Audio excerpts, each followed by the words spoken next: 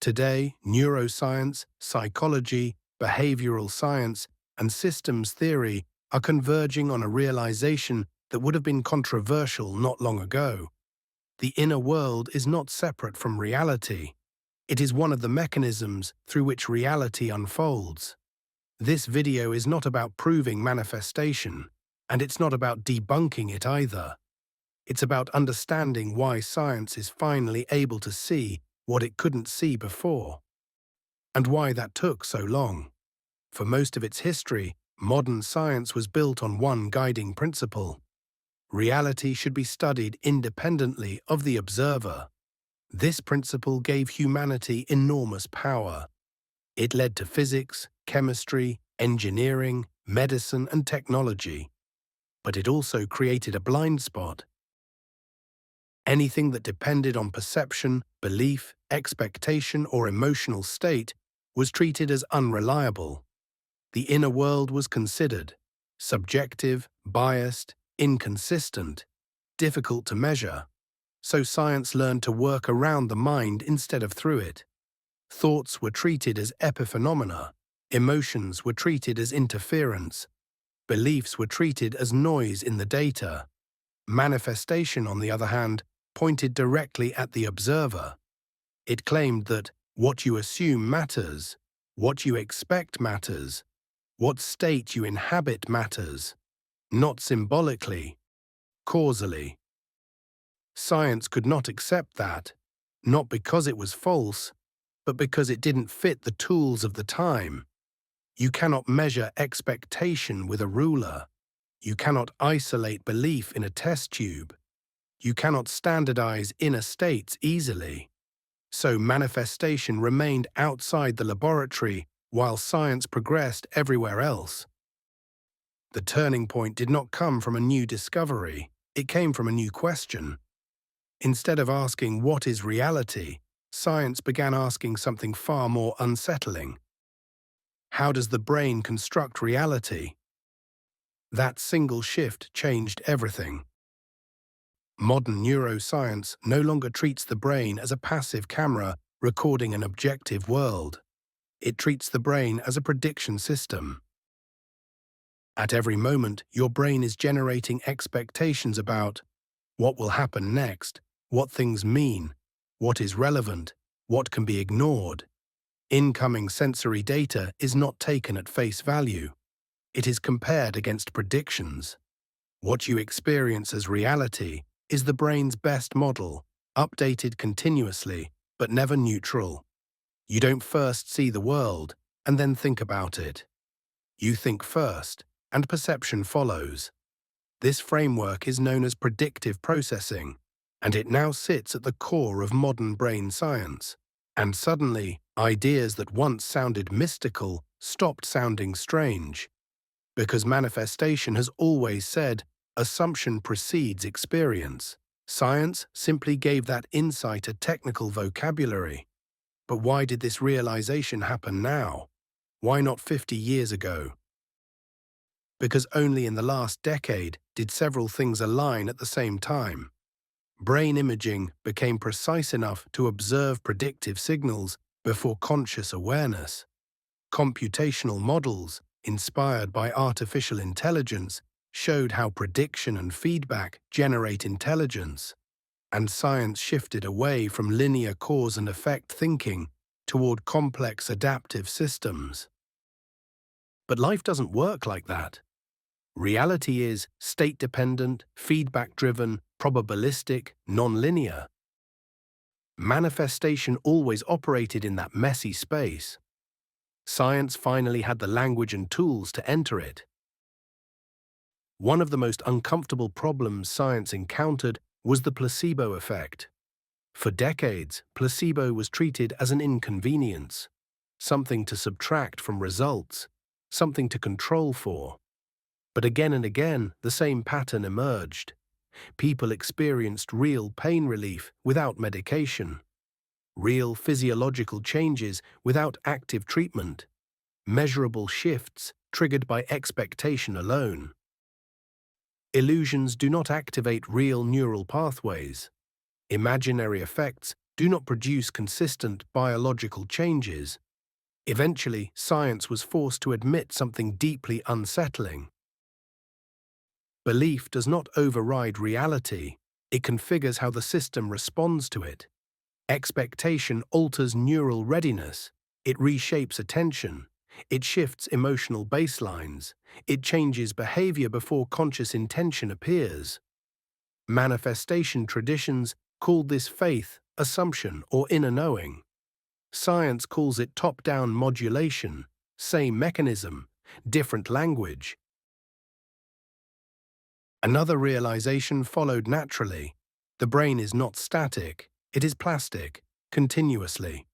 Neuroplasticity is no longer considered a rare exception. It is the default state. Every dominant thought pattern reinforces certain neural loops. Every repeated emotional state stabilizes predictive models. Every identity you repeatedly inhabit shapes perception and behavior. This explains why manifestation teachings always emphasized consistency over intensity. You don't manifest by wishing once. You manifest by living from a state. Not because the universe rewards desire, but because biological systems stabilize what they repeatedly enact. You are not bending reality. You are training a prediction system. This also explains why emotion plays such a central role in manifestation. Why feel it as done? Why embody the outcome emotionally? Modern science now understands emotions as compressed predictions about the future. Anxiety predicts threat. Hope predicts reward. Confidence predicts stability. Emotion is not decoration, it is information. When you embody a feeling, you are not pretending. You are preloading a prediction that influences perception, decision-making, persistence, and timing. You are shaping how the system prepares for what comes next. Attention, too, underwent a major redefinition in the last decade. Attention is no longer seen as a passive spotlight. It is a resource allocator. Where attention goes, neural sensitivity increases, pattern recognition sharpens, relevant information becomes more visible. When manifestation teachings say, focus on what you want, science translates that into, you are biasing perception and action towards certain possibilities. Opportunities were not created out of nothing. They were made visible through attention. The universe did not rearrange itself. Your relationship with it changed. This brings us to a crucial clarification. When I say the universe responds, I'm not describing a mystical vending machine. I'm describing interaction. When your internal state changes, how you interpret events changes, how you respond changes, how long you persist changes, what you notice changes. And systems respond to behavior. Psychology explains the mechanism.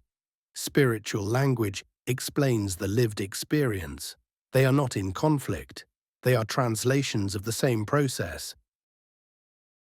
This convergence feels sudden because multiple pressures forced science to confront what it had avoided. Artificial intelligence demonstrated that prediction plus feedback creates intelligence. Mental health crises revealed the limits of purely external explanations. Old models stopped explaining real human outcomes. Science did not go searching for manifestation, it ran into it. And once prediction became central, the observer could no longer be removed. So here is the real shift. Science did not prove manifestation. It discovered why ignoring the inner world was a mistake. Manifestation was never about magic. It was about how adaptive systems respond to internal models.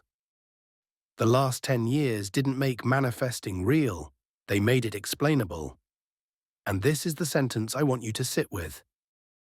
The universe doesn't change first, we do. And when we do, the universe responds accordingly. And this is where the conversation usually stops. But it shouldn't. Because once you truly understand, that the inner world shapes how reality unfolds, a deeper question appears. If this is true, why doesn't it work for everyone? Why do so many people try to manifest and see nothing change? Science gives an answer that spiritual language often avoided. Your internal model does not change because you want it to. It changes because it is trained. Prediction systems do not respond to desire. They respond to repetition, coherence, and consistency. This is why fleeting motivation rarely produces results. This is why visualization without emotional alignment feels empty. This is why affirmations repeated mechanically often fail. Your nervous system does not listen to words. It listens to patterns. It listens to what you return to again and again, to the states you normalize, to the identity you unconsciously rehearse. Manifestation was never about convincing the universe. It was about convincing the system you live inside, including your own biology. And that system is brutally honest. It does not reward hope. It rewards alignment. This is also why resistance plays such a powerful role. When part of you wants change, but another part predicts danger, loss, or instability, the system defaults to safety. Not because you are broken, but because prediction systems are designed to preserve continuity, not transformation. Change requires the nervous system to feel safe enough to update its model. This is where many manifestation teachings were incomplete. They focused on desire, but ignored regulation. Science now shows that sustainable change happens when your thoughts align with your emotions align with your body, and your body aligns with your behavior. That alignment creates coherence, and coherence is what allows a prediction system to update itself. This is why real transformation often feels subtle at first, not dramatic, not cinematic, but quiet. You begin to notice different things. You respond differently to the same situations. You make slightly different choices, without forcing them. And over time, those micro shifts compound. From the outside, it looks like luck. From the inside, it feels inevitable. This is not mystical. It is how adaptive systems evolve. And once you see this clearly, manifestation stops being something you do. It becomes something you live from. You stop asking, "How do I make this happen?" And you start asking, "Who would I have to become for this to feel natural?" That question changes everything. Because identity is the most powerful prediction the brain makes, not about the world, but about you. And when identity shifts, behavior follows. When behavior follows, feedback changes. When feedback changes, reality reorganizes. Not magically, systemically. This is the level at which science and manifestation truly meet. Not at wishful thinking, not at blind faith, but at the understanding that reality is not shaped by isolated thoughts. It is shaped by stable internal models interacting with a responsive world.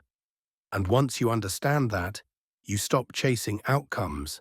You stop fighting circumstances. You stop waiting for permission. You work on the only thing that actually has leverage: your state, your patterns, your internal coherence. Because the universe doesn't respond to what you want. It responds to what you are consistently becoming. And that realization is not disempowering. It is the most empowering thing science has uncovered in decades. So if there is one thing to take away from all of this, it's not that manifestation is mysterious. It's that it is precise.